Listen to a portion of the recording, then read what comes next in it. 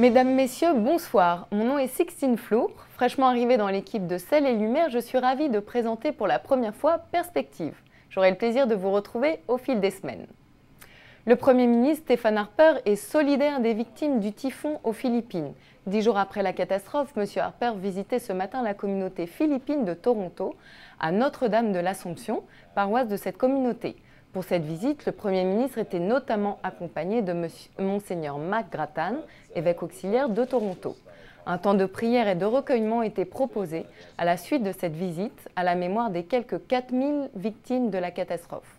Je vous rappelle que vous pouvez faire un don sur le site de la CECC.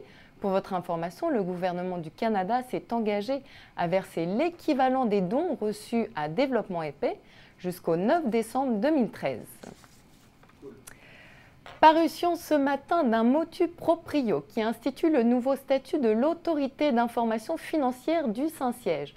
Un statut désormais en cohérence avec le cadre institutionnel et juridique du Vatican.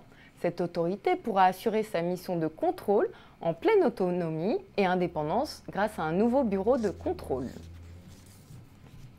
Ce matin, lors de la messe célébrée dans la chapelle de la maison Sainte-Marthe, le pape condamne la pensée unique. Une pensée unique développée par l'esprit de mondanité, un esprit qui nous pousse à négocier le superflu et non la fidélité à Dieu. On écoute un résumé. Au cours de son homélie, le pape François met en garde contre le règne de la pensée unique.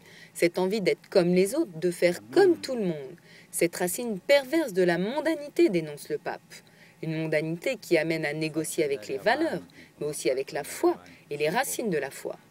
Il s'agit selon le pape de l'esprit de progressisme adolescent, un état d'esprit qui pousse les gens à aller de l'avant dans n'importe quel sens, à abandonner leurs traditions.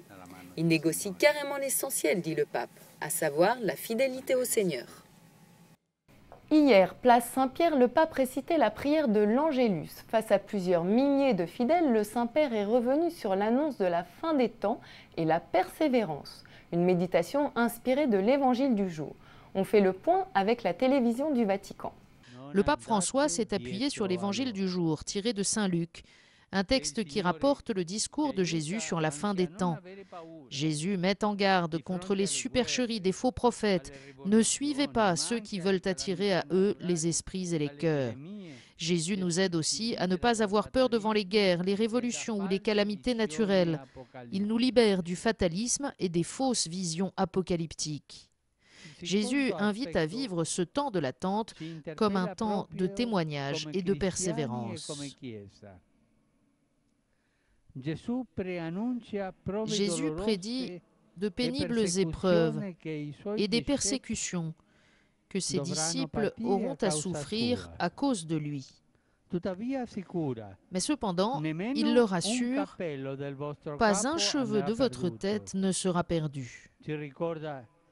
Cela nous rappelle que nous sommes totalement entre les mains de Dieu.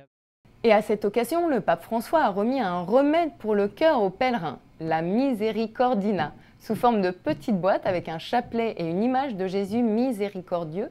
Ce remède spirituel est à prendre sans ordonnance pour répandre l'amour, le pardon et la fraternité. Avant de nous quitter, sachez que le pape François clôturera l'année de la foi le week-end prochain à Rome. Des célébrations conclusives ont déjà eu lieu de par le monde, par exemple ce week-end en Terre Sainte. De nombreux fidèles, des chrétiens de Terre Sainte, des pèlerins, se sont retrouvés autour du patriarche latin de Jérusalem. Voilà, c'est la fin de cette émission. Merci de l'avoir suivie. Je vous souhaite une très belle soirée. À demain.